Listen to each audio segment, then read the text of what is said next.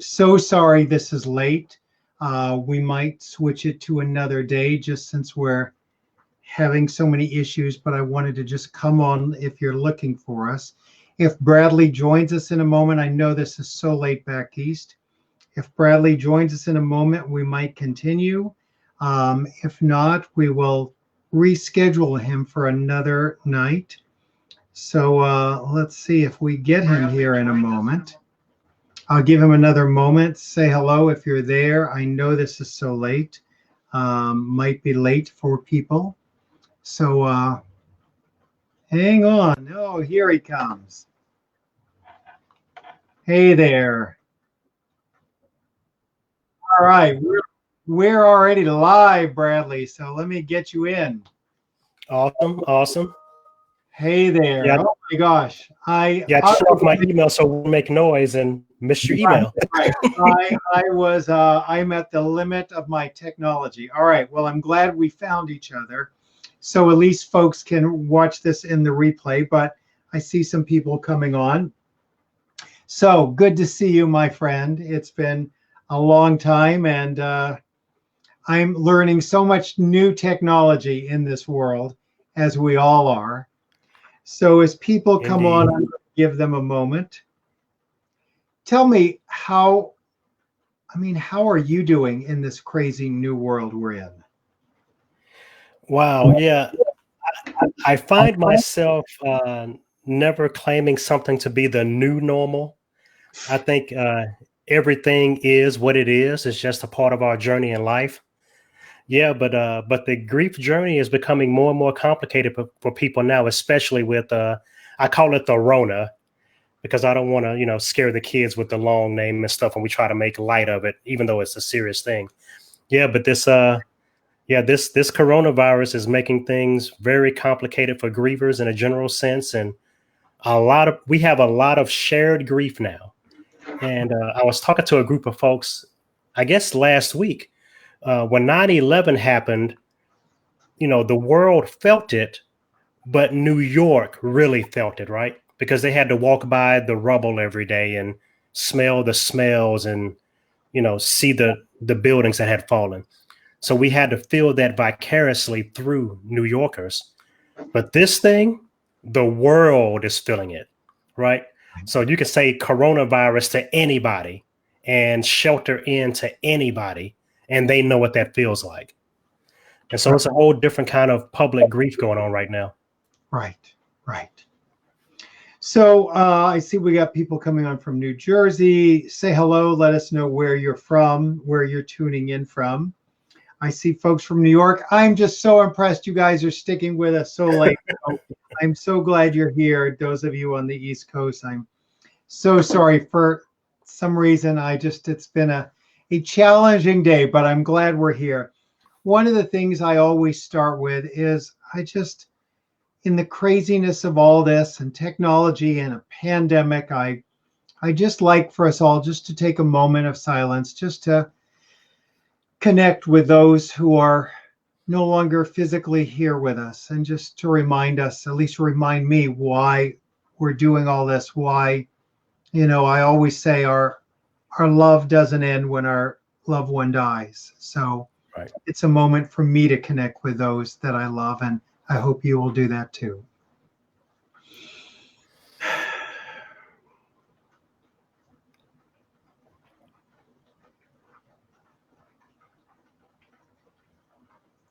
Thank you so much, all of you, for joining me in that. Some folks who are watching may not be familiar with you and who you are in this world and how you got on this grief journey. Could you just share that with us for a few moments? Yes. Well, I'm Bradley Vinson. I consider myself an advocate for the grieving community and helping them have a voice, and also working with people that care for the grieving community. But what brought me here is May 11th, 2016. We lost our granddaughter in a tragic accident. And as I was looking for ways to help my family get on the healing journey, I realized that there was just a lot of things missing for us and we couldn't find things. So that kind of pushed me into helping other people that are grieving. And I've been that community since late 2016, and I've learned through the time as I help people on their healing journey, I'm being helped.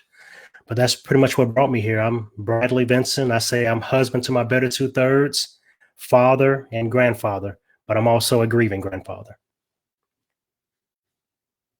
I wanted to take a moment and I went in and just for anyone who's looking for us, I wanted to go in and say we're here and we're live. You know, we often talk about so many forgotten grievers. Children of the forgotten grievers, siblings of the forgotten grievers. We sure don't talk about grandparents enough. Indeed, you are correct about that. Very correct. So tell us what that experience. I'm not a grandparent. You know, and I know for me, I will never be a grandparent for my younger son who died. So I'd love to hear from you. I talk about we all become the grief experts, and like it or not, you have become an expert on being the grieving grandparent. So Yeah. tell us what that's like, what's unique about it, how that feels to you, what it's about. Yeah, I guess kind of what's unique about being a grieving grandparent is that, I mean, these days, how many people are even called grandparent, right? They're called Nana, and I'm called Paw. You know, my wife is called BB, you know, so you have these kind of this group of people that's kind of young and chipper a little bit, and they move around and they want to get around their grandkids, and we move to get close to our grandkids and kind of help our children co-parent. And so you think you're going to have these golden years and that perceived second chance to get it right, you know, because now you got grandkids to spoil, and all that comes crashing down when a grandchild passes away, you know. And as a grandparent, you're in that lost space because the child is not your child directly, right? And so as far as the communal thing and the helping thing and the support thing, you're on the outskirts of that.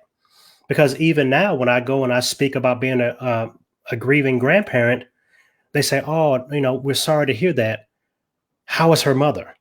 I was just going to say, I bet that's the question you get. How's your daughter? How's your Yes, and and it's not competitive, obviously, because they are grieving too. But it's like I'm talking about my grief, right? And in the better scheme of things, or in as we believe in the process, our grandchildren will see us to the end of our lives, right? And we leave that legacy for them. But now we've buried a grandchild, and that throws a lot of things into just not ruin, but in just this weird area, in this weird space, because now you're grieving a little child and you're grieving an adult child that's grieving. And so now you're not that, oh, let me come spoil everybody person. Now you have to be this ultimate caregiver at levels of care, right? Because Alana has two brothers that were 6 and 2 years old when she passed away.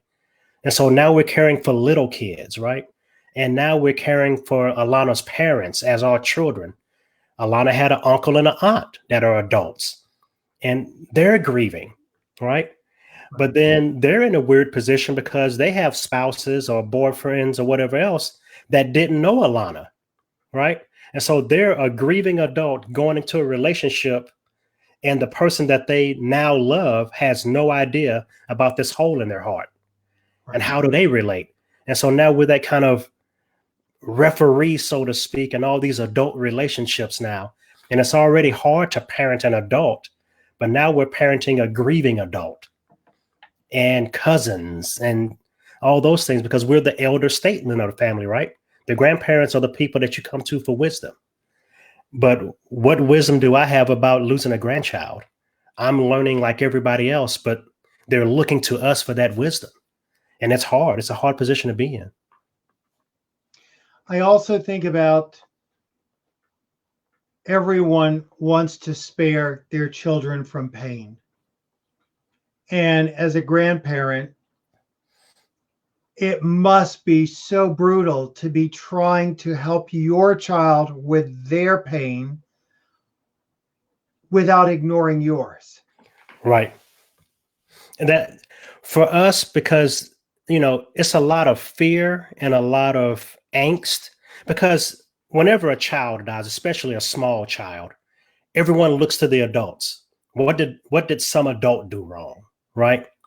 And so now, even in our grieving process, we're looking out to other adults and we're saying, no, it was an accident. We lost our granddaughter.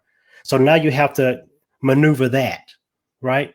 And then it's like we have to care for our daughter and our son-in-law.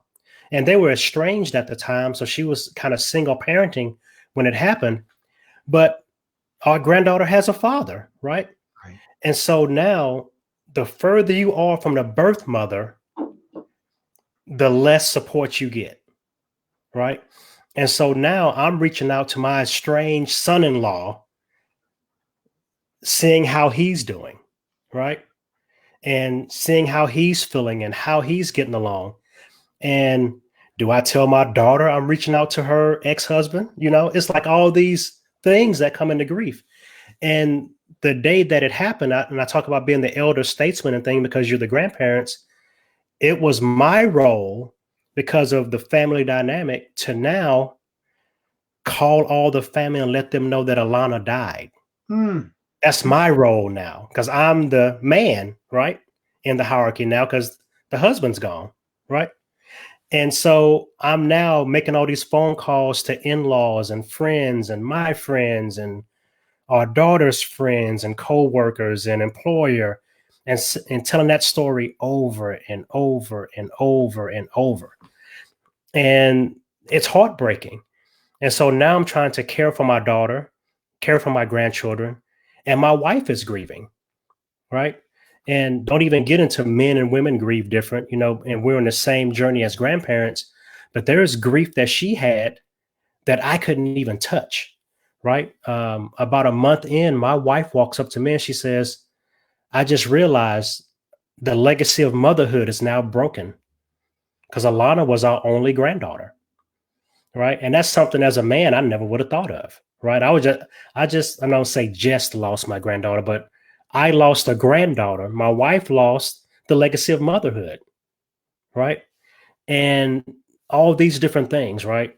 And you still have to be in this position of the knowledgeable one and the rock and they're going to come to us when they need something.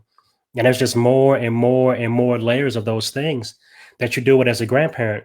But I do want to circle back and say something about this. And I remember my wife and I gave this presentation a few years ago, and I was sitting there talking. There was a lot of grandparents and parents in the room, and it just fell on me to say this, and so many light bulbs came on when I said it.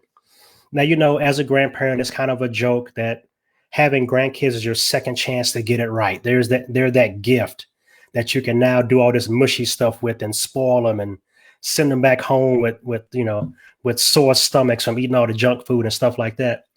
But then the birth parent, they look at their children as gifts to their parents, right? So now my daughter's gift to us is gone.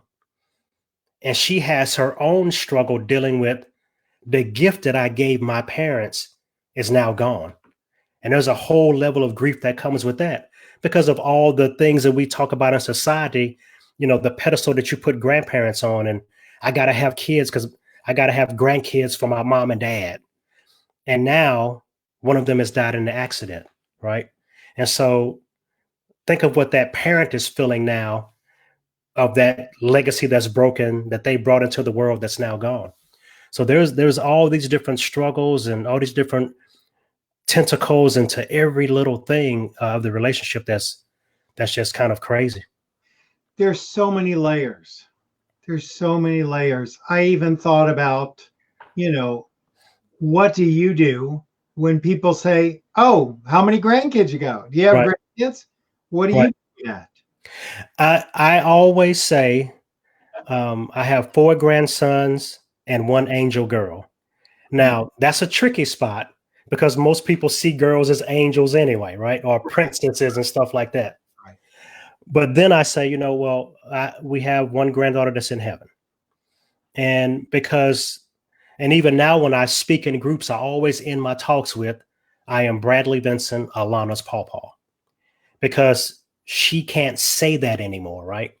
And so I say that for her, and I say her name, and I represent her in everything that I do. So, but it's hard, because, and now my son is part of a blended family. So now we have two other granddaughters, right?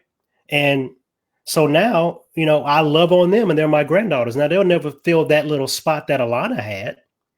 And they never even knew Alana, right? But it's part of that thing where, well, you had a cousin named Alana. Here's her picture. And this is her birthday. We're going to have a birthday party for her. And, her brothers, and you love them. But there's a girl that was in their life that's now gone. And you're not going to fill that gap, but they might love on you extra now because there's no girls in their life, right? And so even explaining that thing to brand new girls in the family. And how do you do that in a way where it's not, oh, this is weird, kind of thing, because they're brand new to the family. They're part of my son's blended family, right? And their mom married into a family with grief. And there's all these things. And so my wife and I are the elder statesmen of that, right? To talk to our daughter-in-law and talk to our new granddaughters and the extended family about the grief of the family. We're the spokespeople for that. And it's hard. It's very hard. And we try to shield our daughter from a lot of it, because things that are helping us heal might not even help her heal, right? We determined early on to lean into our grief and lean into our pain and speak about Alana and have her pictures, not a shrine at the house, but have her pictures around and talk about it, whatever possible, have old pictures in the phone and videos. But her mom, she couldn't do that. Maybe even at some points today she can't, but I know for sure the first 2.5 years or so, she couldn't stand to see a picture of Alana, right? But then one Christmas, she came to visit and she took my wife's phone and she knows pictures of Alana in the phone. Right. And she's scrolling through it and we were all kind of holding our breath. And she got to an Alana picture and she looked and smiled and scrolled to the next one, looked and smiled. And when she could only see so many of them, she gave the phone back. And that's her healing journey, right? But we were prepared that, okay, if she breaks down, we're going to support that, right?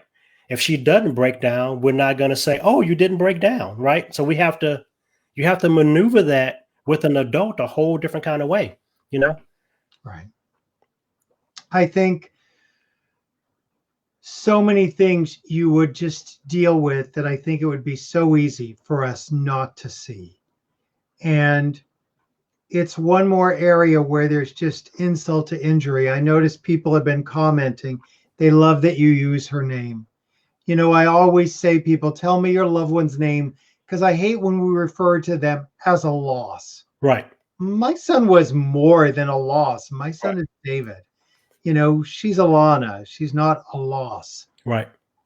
So I love how you use her name, and I know people are really responding to that.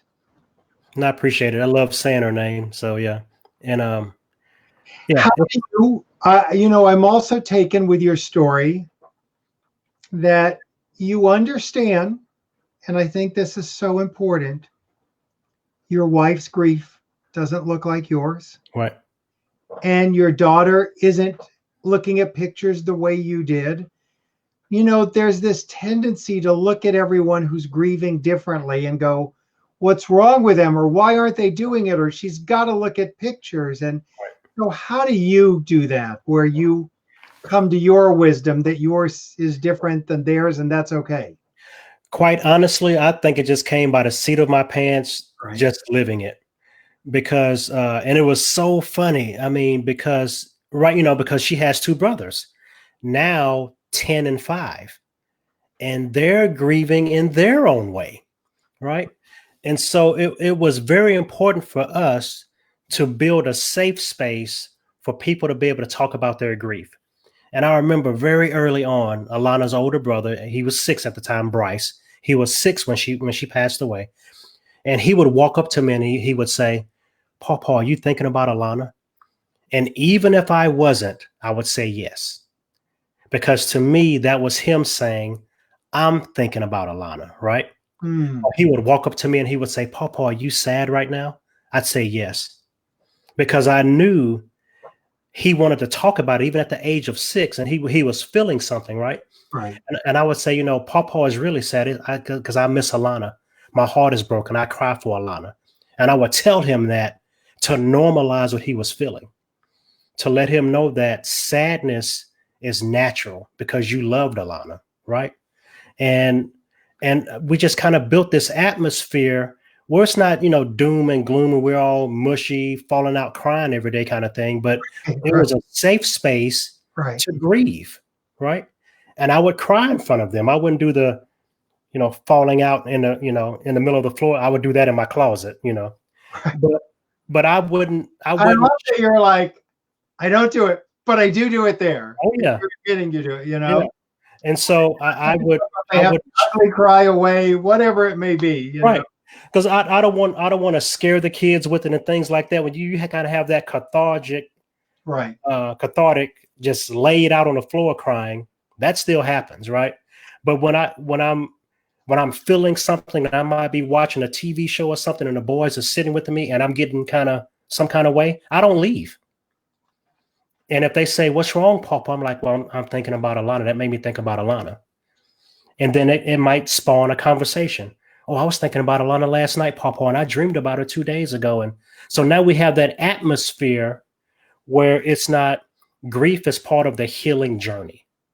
Grief is not this thing that we dread that we may never get over. I love that. Grief is part of the healing journey. Grief is part of the healing journey. Yes. And so we just kind of go that way. And so building that safe space, my grandson, Bryce, he talks about it. It was so, I think what helped us very much early on is we went to counseling very early on. My wife and I are kind of lifelong learners, right? And so when this thing happened, it was like, okay, we need to learn how to do this.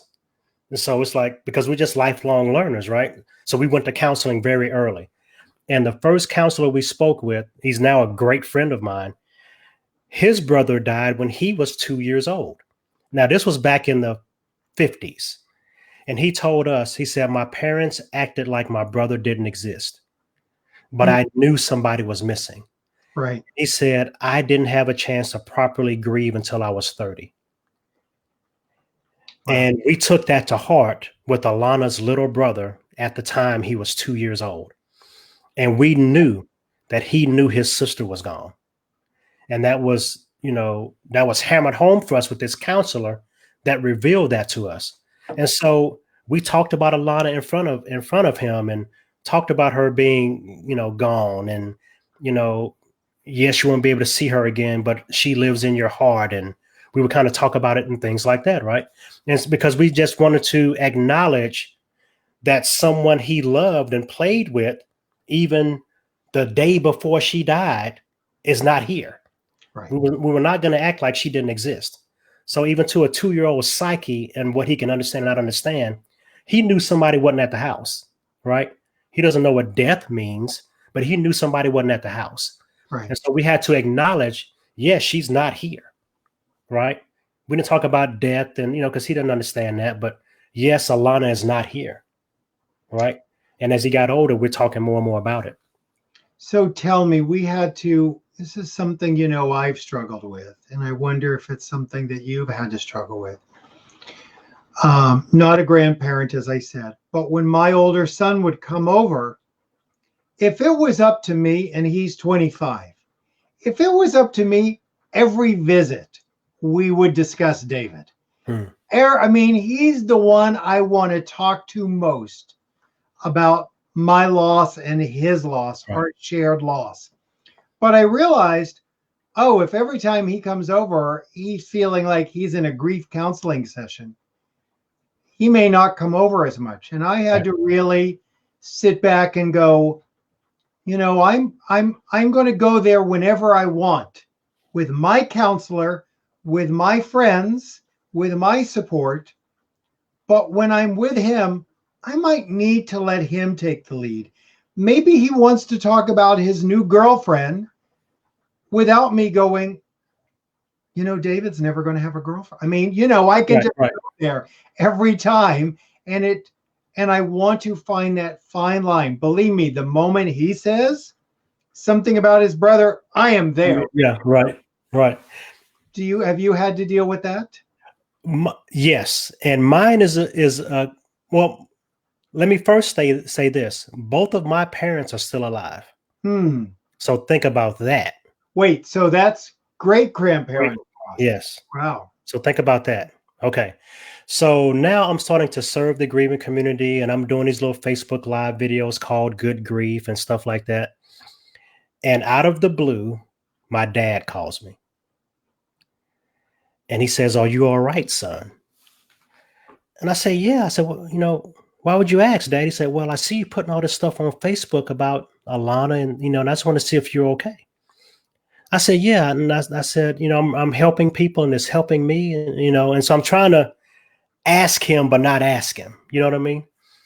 And I'm like, and it's helping me, and no, but I'm fine, Dad. We're doing good and we're working through it. Then I just came out and asked him. I'm like, "Well, how are you doing?"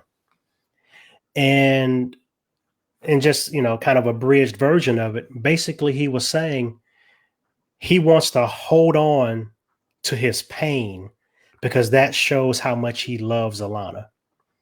Right now, who am I as a son to tell him that that's not healthy or that's not good? So there's that dynamic, right?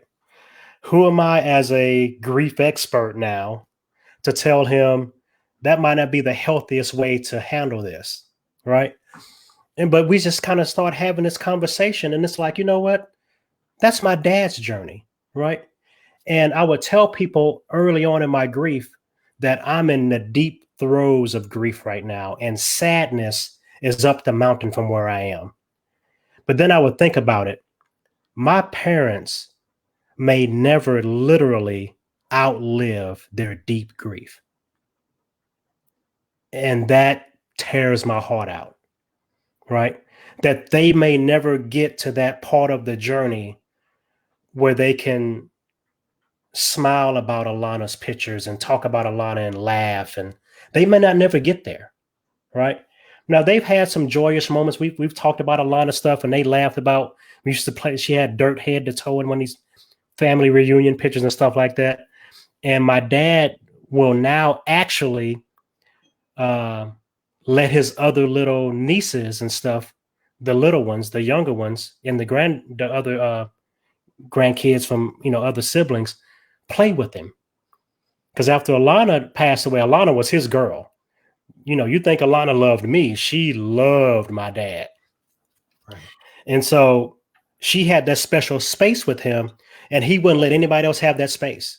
So after she passed away, it was like, other little girls, stay away from me. He wouldn't snuggle with them and stuff like that. Now he's starting to do that more, and so I can tell that's part of his healing process. But I always want to talk about her. My mom will always talk about her. My dad is kind of on the fringes. He'll say something every now and then. Now, on the flip side, Alana's mother or daughter, right? It's kind of, if she doesn't bring it up, we don't. Right. Until we can really see where she is in her healing journey. In the house with the boys between each other, a lot of times we talk about her without talking. Because things will happen, because she loved pickles. Pickles were her thing before she passed away. And she would ask people, do you like pickles? And she would start giggling. I guess it was how she said it. She liked how she said it. So we'll get a sandwich from somewhere and there's a pickle spear. And it's like, okay, Alana. And we'll all just kind of giggle about it, right? And so we talk about her without talking about her, kind of thing. But it was this thing that I came up with that I call the 100-0 rule. And I would tell people, you're 100% in control of making people aware of your grief. You're 0% in control of how they respond to it. Right. So when I want to talk about Alana, and I'll bring her up, and if they don't want to talk, that's cool. We can talk about football now. right? But I want you to know whenever you want to talk about her, I'm ready. And so that kind of just had to be the new way of doing it. Okay, Dad, I know you're having a hard time. You don't really want, but you know what? Whenever you want to talk about Alana, I'm cool. Daughter, whenever you want to talk, I'm cool. It's very wise, and there's a lot to even think about there. That on one hand, you know, certainly the grief expert in me, the grief specialist, always wants to tell people, that fear we have that if we, when it's time in our own way, at our own time to release some of the pain, when that gets released, we won't lose our connection. Right. We'll be connected in love. And you have to honor how everyone else is doing their grief, because we want them to honor our grief the way it is. And the other thing that's really tricky, I don't know how old your parents are, but sometimes people will say to me, I just can't get my mother. She just won't get over my father dying or get over this loss. And she's 85 and I just want her to be happy again and all that. And sometimes I have to say, this might just be her journey. Right. And not that you're ever too old to find peace, but we also have to be careful with people that there's one thing worse. I get the concept. We want people to find peace. Right. We want them to be out of pain. But sometimes if we do that poorly, we can be making them feel like they're grieving wrong. And I'll tell people, look, the one thing your 90 or 85-year-old mother doesn't need you to do is make her feel like she's doing grief wrong. Right. We don't want to do that either. We want to accept people in their grieving journey wherever they are. And there's a little what they call powdered butt syndrome too. If they change your diaper, you need to know your role in that position with your parents when you start trying to tell them stuff, Right. And so but it's like I'm always available, and whatever is healthy for them. If it's not physically hurting them or mentally hurting them, that's their journey, and just always be available to walk alongside them wherever they'll let you walk alongside them, Right. We have a couple of comments here I just want to mention to you. Rachel says, I lost my grandma on February 27th. I miss her every day. She was my best friend. So she's honoring the wonderful grandparents in our life. Yeah. And Sue says, my grandson died 3 weeks ago. Hmm. So what do you say to someone who's newly bereaved? A grandparent like that obviously it's heartbreaking. I would first, sorry for your loss, and it's something that you would wish on no one. And I know at the layers of it to make sure you look after yourself, not in a selfish way, but in the process of caring for your adult children, care for yourself some too. Give yourself some space to be human and hurt. Don't be the super caregiver, because it's easy for us to swoop in and try to take all the pain away from everyone. Right. Because they don't make a lot of t-shirts for moms and dads. They make a lot of t-shirts for grandparents, right? Right. I never thought about that, but it's true. So we're those special people. And sometimes we take on that extra burden and forget ourselves. At this point, it's okay to be a little selfish in your care as you care for your adult children and possibly siblings of the lost grandchild. But it's a hard journey. I don't want to patronize a grandparent's grief. We can't make it better. We can't take it away. Right. We can just witness it. And let your children grieve in a way that's healthy for them. Mm-hmm.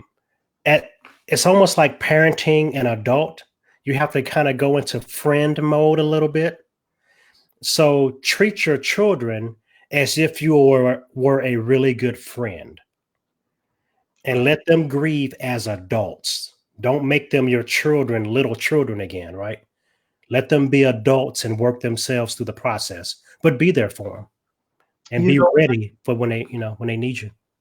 one thing when I went to, I think it was the first year that I attended the Compassionate Friends, when we met their national conference, one of the things I went to see what siblings wanted to tell their parents. And it's interesting, they talked about at any age, they don't want to see their parents breaking down. They don't want to see their parents crying and all that. So I think about how for our adult children too, many times they may feel that way. And I could see the same way I feel like with my 25-year-old son, that I want to share the grief with him. I try not to make him a grief counselor, but you would want to do the same. And I think it's so important for grandparents to make sure they're getting grief support elsewhere than from their children who have had the loss too. Right. Because your grief deserves dedicated support. Indeed. Indeed. And I will say this, my daughter, it breaks her heart. I'll use present tense because I know it does. And we talk about it even now. It breaks her heart that we are grieving. Right. They would prefer to grieve alone, but they know that the loss of their child is also our loss. And they wish that we wouldn't be grieving alongside them. They wish that we weren't part of that package, but we are. And so I can see where a sibling will say that I don't want to be my parents' caregiver. Not caregiver, but counselor. I think some of that is even so. Let's take it parent directly losing a child scenario, right? And the child had siblings. There's now a fractured security, right?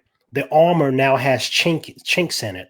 Right. So this super person now has fractures. Right. And that's hard for a child to handle. Like, wait a minute, this person cries, this person's not super, and they can't push over a building with one hand and all this kind of stuff. But now that's still the same thing as adults. So now I've lost a child and my parents are grieving. These super people, the people that I would borrow money from, and they helped me figure out what college to go to. And my dad would change the oil in my car. These super people are now broken like me. Right. I can't handle that. Right. And so there's a sense of that too, that we have to be aware of and get help. I would tell grandparents, because, I think everybody has a little tinge of this in their spirit, not to directly go for help.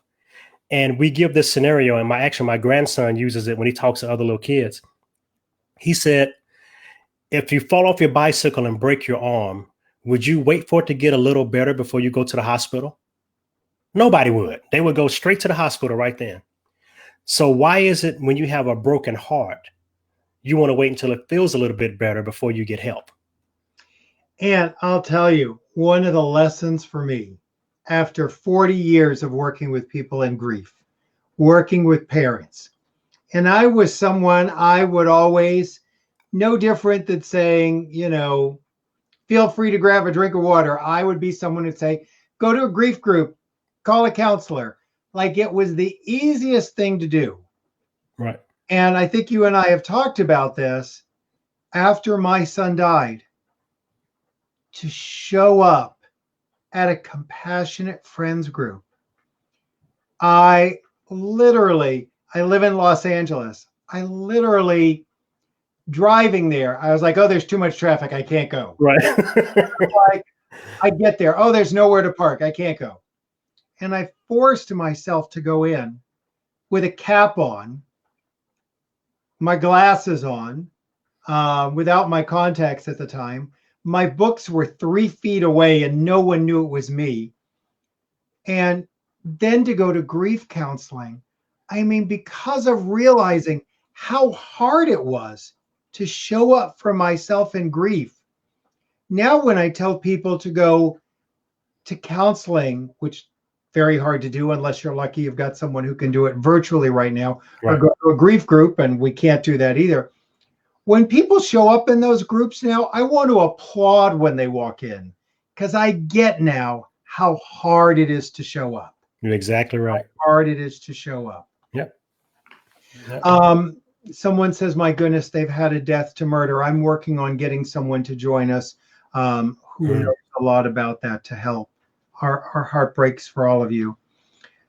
So, Bradley, tell us, we're going to wrap up here now. First of all, I'm going to get you back on since we were late tonight.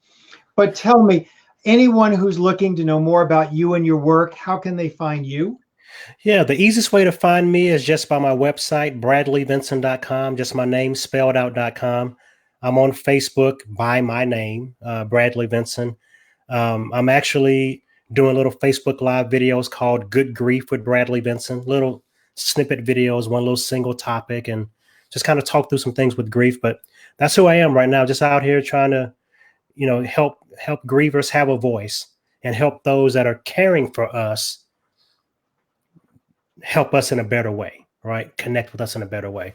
So I'm kind of working both sides of that fence and doing what I can to help people heal as we're healing. So thank you. And I don't know if you're still interested in doing it, but another topic I'd love to take on with you, discussing grief movies. Oh, wow. Yes. So that would be a great session. We could have movies and grief. Yes, that would be awesome. I just told a friend about that today. He reviewed the new cartoon movie Onward. Right. I don't know if you've seen it. It's a Pixar movie. And I told him, I said, you know what? It's about time for me to do a video about Disney grief. So whenever you're ready, let's talk about grief in movies. Every Disney movie, there is death. I mean, yes. And it's no accident. Walt Disney dealt with grief. So it's no accident that there's something culturally in there that it's planted in their movies. Thank you so much. I just so appreciate you speaking and raising our awareness about grandparents and the heartbreak that they go through. So thank you for being here. We'll be seeing you again. Oh, yeah. So appreciate Thank you for having me, friend. All right. Thank you all. Good night. Bye, everyone. See you soon. We'll be back on at 1 p.m. tomorrow Pacific time. So check that out and see you all soon.